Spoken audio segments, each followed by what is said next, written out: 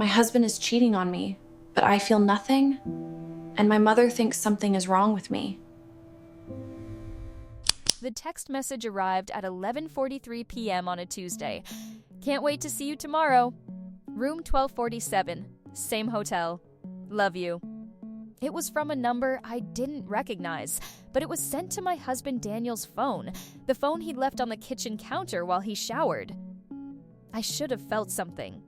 Rage, betrayal, heartbreak, anything. Instead, I felt nothing but a strange, crystalline clarity settling over me like frost. I took a screenshot, sent it to myself, deleted the evidence of my snooping, and placed his phone exactly where he'd left it. Then I went to bed and slept better than I had in months. That numbness, that absence of feeling, would become my greatest weapon. We'd been married for 12 years. 12 years of me being Emma, the dutiful wife who worked from home as a freelance graphic designer. 12 years of supporting Daniel's career as a sales executive, attending his company dinners, laughing at his colleagues' jokes, being the perfect, understanding partner when he worked late. Again. And again. And again. My mother called the next morning, as she did every Wednesday. I mentioned the text casually, clinically, like discussing the weather. Emma, that's horrible. You must be devastated. Her voice pitched with concern.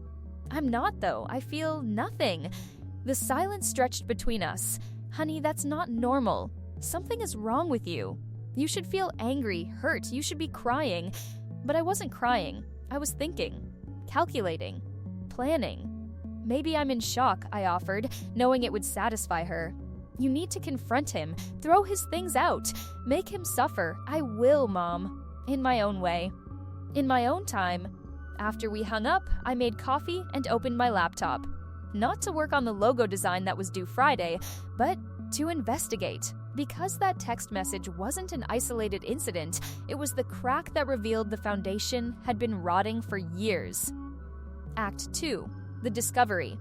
I started with his credit card statements, the ones that came to our email that I'd always ignored, trusting him to handle our finances. Daniel had always been meticulous about money, paying bills on time, managing our joint account. I'd never had reason to question it. I had reason now. The Grandview Hotel charged our account $247 every Thursday for the past 8 months. Not just any hotel, the Grandview, the upscale boutique hotel downtown where Daniel supposedly had late client meetings. 32 charges, each one a lie. I didn't stop there. I cross-referenced his phone location history, easily accessible since we'd shared our locations years ago for safety, with his calendar. Every Thursday night, 7 p.m. to 11 p.m., his phone pinged from the Grandview Hotel, while his calendar claimed client dinner at Morton's Steakhouse. The affair had been methodical. Scheduled. Routine. My hands should have trembled. My heart should have raced. Instead, I took notes in a spreadsheet with the same focus I applied to my design projects. Dates, times, locations, amounts, evidence. Then I found her. Scrolling through Daniel's Instagram, an account he rarely used but never locked, I found her in the background of a company photo from 6 months ago. Natalie Chen, customer relations manager at his company. Pretty, mid-30s, with a bright smile and her arm casually, too casually, brushing against Daniel's in the group shot. I found her personal Instagram next. It was public, full of aesthetic latte art, gym selfies, and motivational quotes. And there, buried in a post from 3 weeks ago, was a photo of a hotel room window overlooking downtown. The angle was distinctive. I recognized it from travel blogs I'd read. The Grandview Hotel. Rooms on the 12th floor, east-facing. Room 1247. That's when something did crack inside me. Not my heart. That seemed strangely intact. But something harder.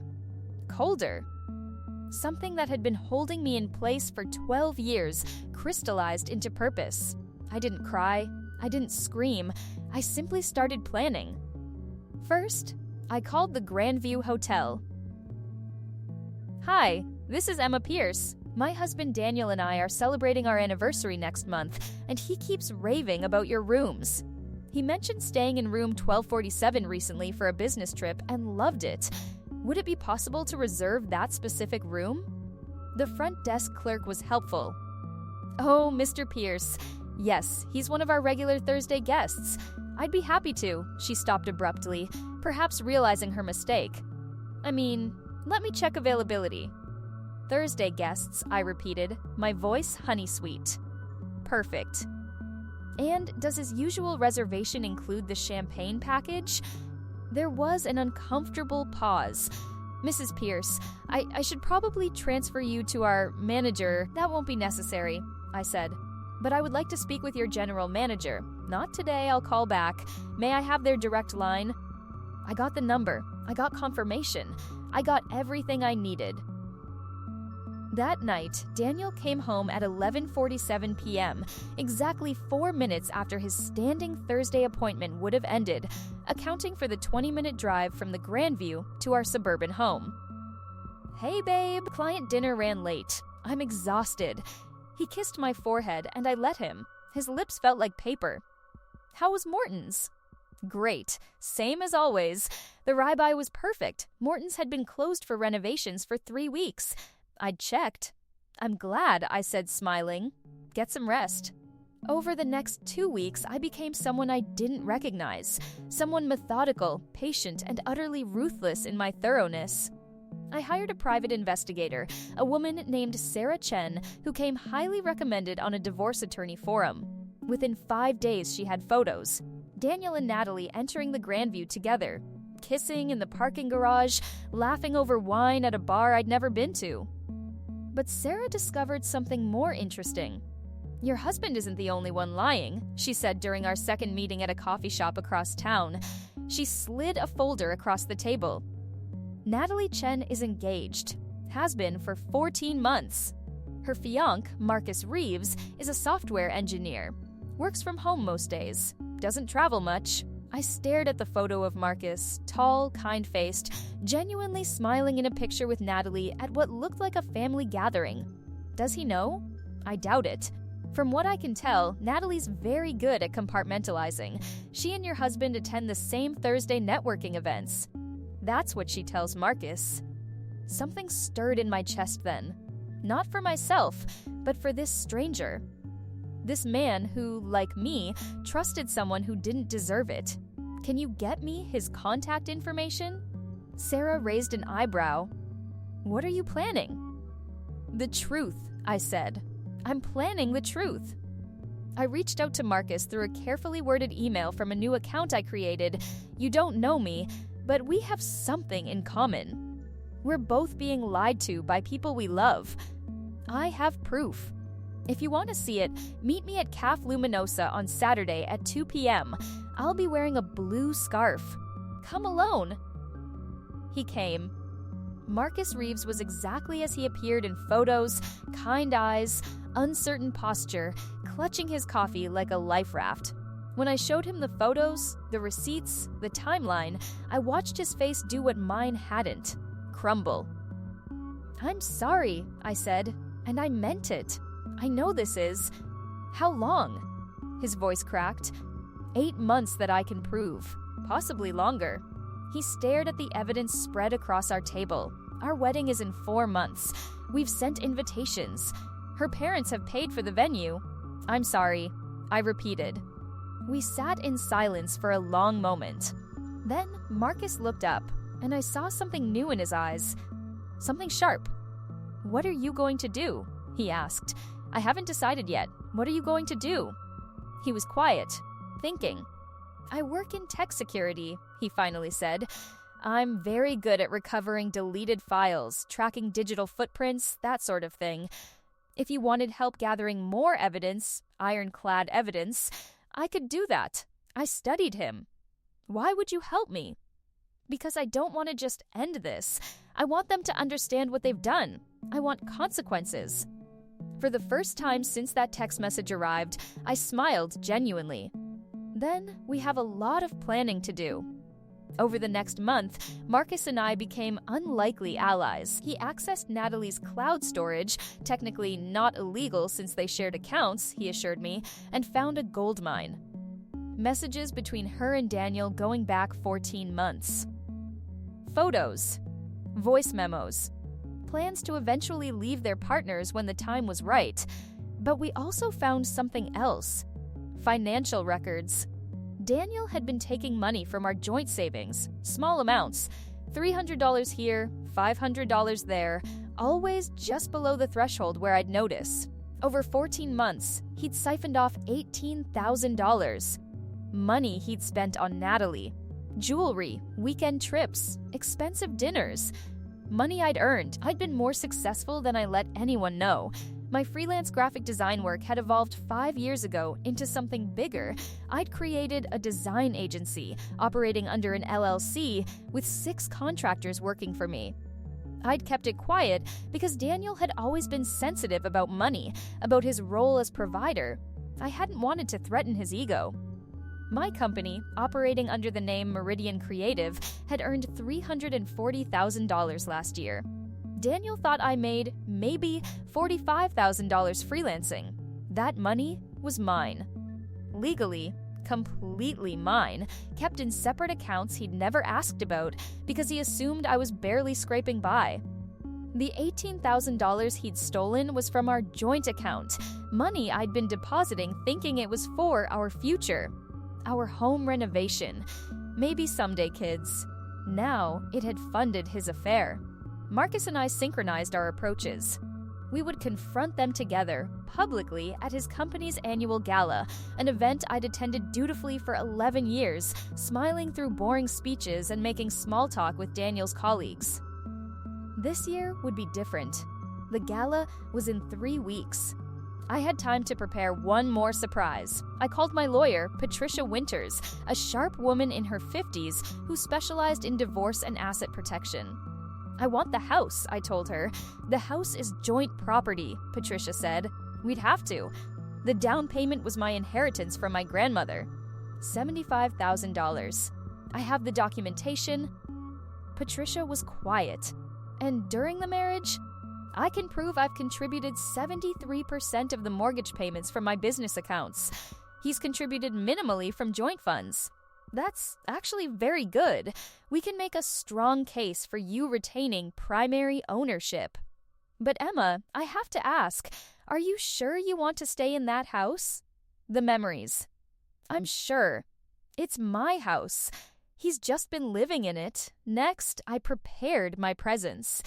I'd spent 12 years dressing down, wearing comfortable clothes, minimal makeup, being understated. Daniel liked me natural, he said. He liked me forgettable. For the gala, I bought a dress. Not from a department store, but from a boutique designer, a sleek emerald silk number that cost $1,200 and made me look like someone who ran a 6-figure business. Because I did. I got my hair done professionally. Hired a makeup artist. When I looked in the mirror the night of the gala, I barely recognized myself. I looked powerful. Daniel noticed. Wow, you look different. Why did you go all out? It's been 12 years, Daniel. I thought I'd make an effort.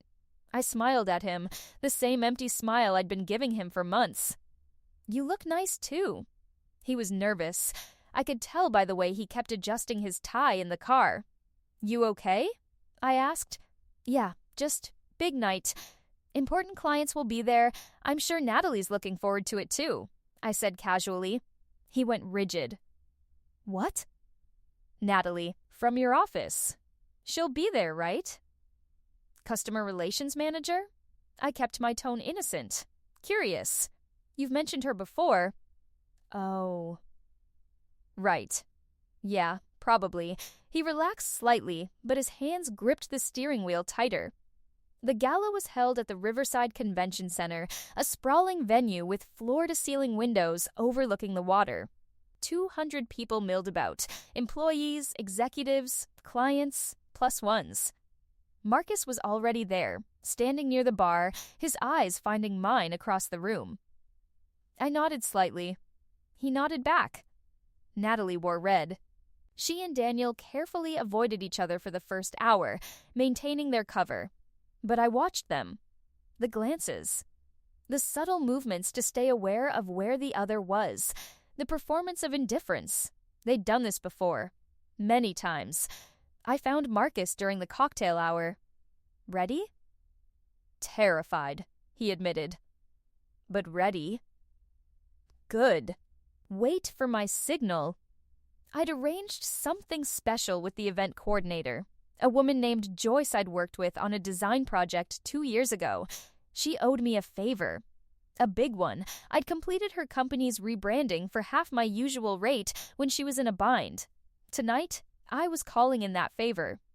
At 8:45 p.m., during the lull between dinner and the awards ceremony, the main screen, typically used for presentations, flickered to life. A photo appeared. Daniel and Natalie kissing in the Grandview Hotel parking garage. Timestamp visible, 3 weeks ago, 10:37 p.m. The room went silent. Another photo. The two of them entering the hotel together. Another. Laughing at a bar. Another. His hand on her waist.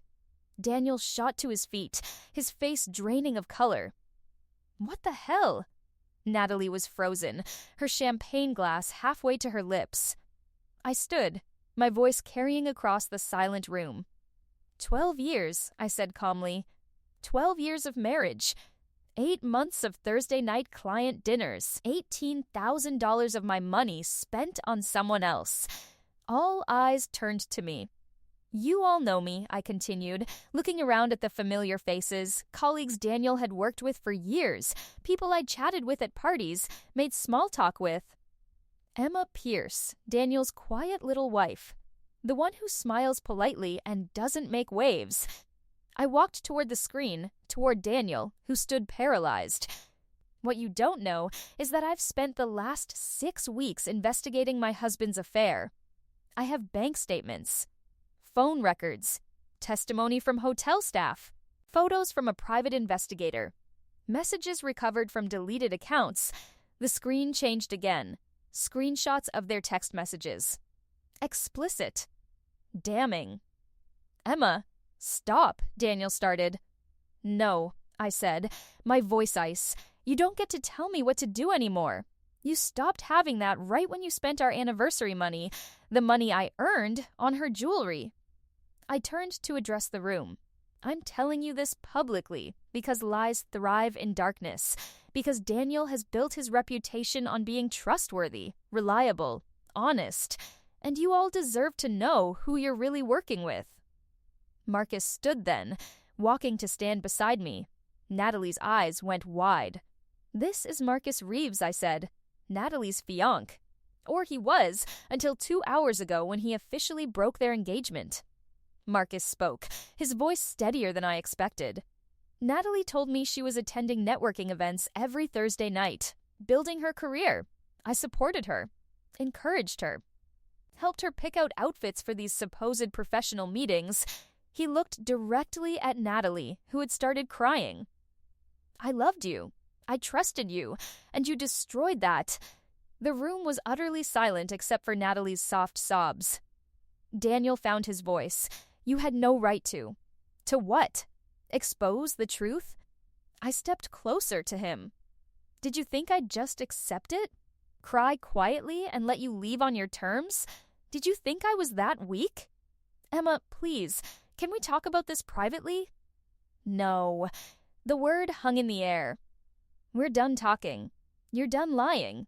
As of today, I've filed for divorce. My lawyer will be in contact. You have until Sunday to move your things out of my house.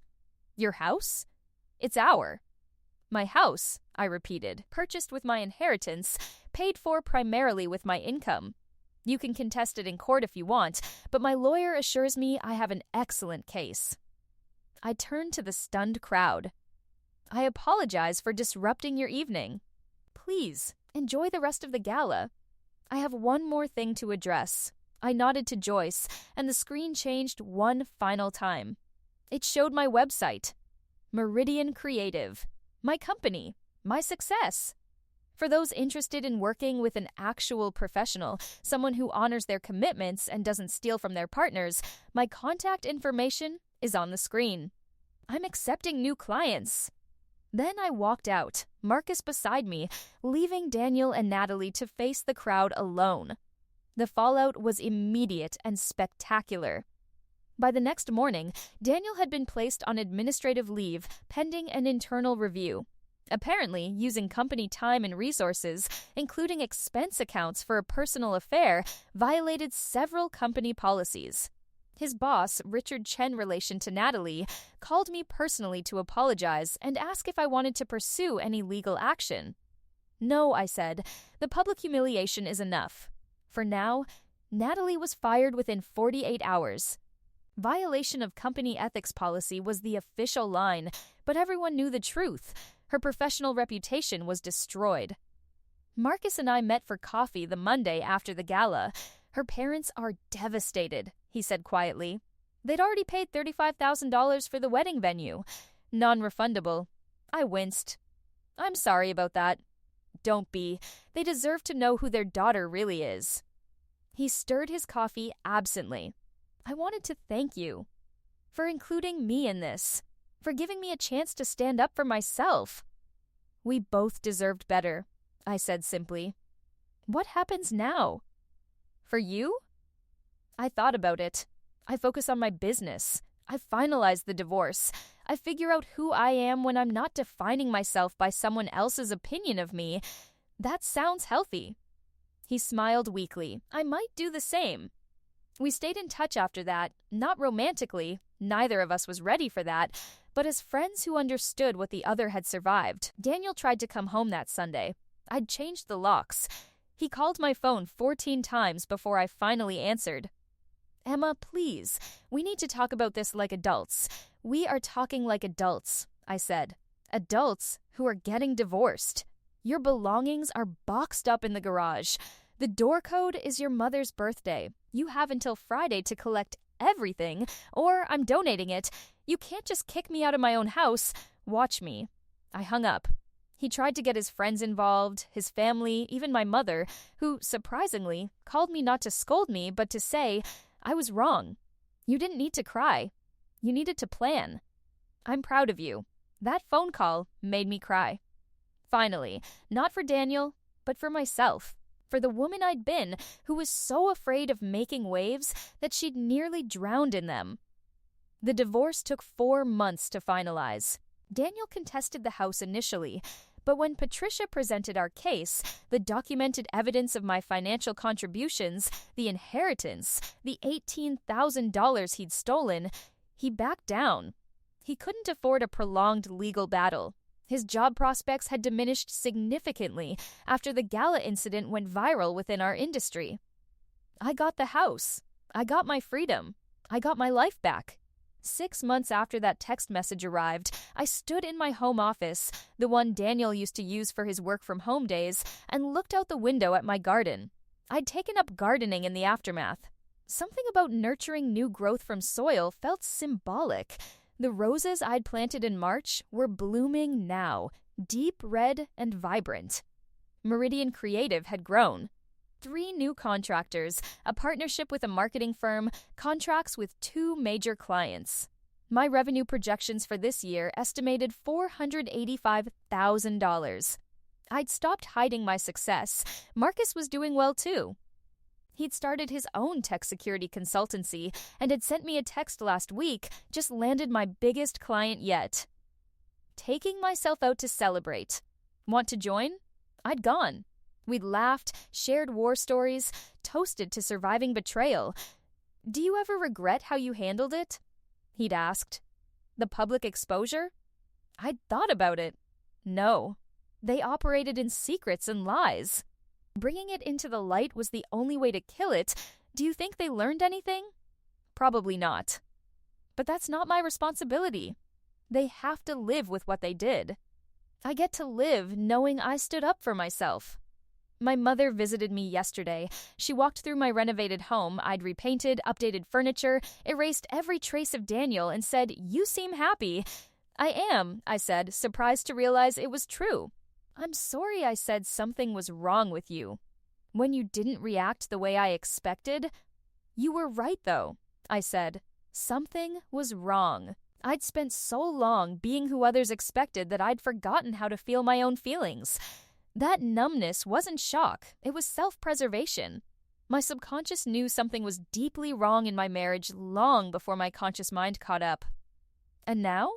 Now I feel everything. Anger, sometimes, when I think about the lies. Relief, most days. Excitement about the future. Peace, when I sit in my garden. No regrets? I thought about Daniel. About Natalie. About the 12 years I'd spent being someone smaller than I was. I regret not seeing my own worth sooner, I admitted. But I don't regret how I handled it once I did. I don't regret taking control of my own story. My mother hugged me then, tight and fierce. That numbness you felt? Maybe it wasn't nothing. Maybe it was power, waiting to be used. Last week, I saw Daniel at a grocery store. He looked older, tired. He was alone. He saw me, too. Started to approach, then stopped, perhaps remembering how our last conversation had gone. I didn't feel anything toward him. No anger, no love, no regret. He was a stranger who had once lived in my house, shared my bed, lied to my face.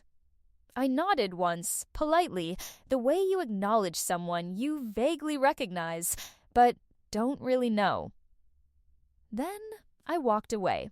That night, I got a message from an unknown number. This is Natalie. I know I have no right to contact you, but I wanted to say I'm sorry. For everything. You didn't deserve what we did. I read it 3 times, considering my response. Finally, I typed, "You're right. I didn't deserve it. I hope you figure out why you make the choices you make. I hope you become someone better. But that's your journey. Mine doesn't include you anymore. I blocked the number after sending it. Some people would say I should have been more forgiving, more understanding. That holding on to anger is like drinking poison and expecting the other person to die. But I wasn't holding on to anger. I was holding on to boundaries. Forgiveness doesn't mean reconciliation. It means accepting what happened and choosing not to let it define your future. My future is mine now. I wake up when I want. I design what I want. I date when I want, though I'm not rushing that. I'm learning who Emma is when she's not performing for someone else's comfort. I'm learning that the opposite of love isn't hate. It's indifference. That text message arrived 6 months ago at 11:43 p.m., and I felt nothing. Today, I still feel nothing for Daniel or Natalie, but I feel everything for myself. Pride, joy, possibility, power. My mother was wrong. There was nothing wrong with my lack of reaction. That emptiness was just space opening up. Space for the person I was always meant to become. I've received a lot of messages asking for an update, so here it is. Daniel reached out last month through a mutual friend asking if we could talk. I declined. There's nothing left to say. Natalie apparently moved to another state. I heard through the grapevine that she's in therapy, which I hope helps her. Marcus and I are still friends. We actually collaborated on a project. He needed branding for his security consultancy, and I designed his entire visual identity. It's good work. I'm proud of it. My business hit $500K in revenue this quarter. I hired my first full-time employee. I'm considering office space outside my home. And yes, I'm dating someone. His name is James. He's a high school history teacher, kind and patient and utterly uncomplicated. He knows everything about what happened with Daniel. His response was, "Some people don't know treasure when they have it. Their loss? I'm taking it slow. Learning to trust again, learning that not everyone lies. But the most important relationship I've rebuilt is with myself. To everyone going through betrayal, you will survive this. You will discover depths of strength you didn't know you possessed. And one day, you'll realize that the worst thing that ever happened to you was actually the catalyst for becoming the best version of yourself. That numbness you might feel, it's not wrong. It's not broken. It's just your power, gathering itself for what comes next. Trust it.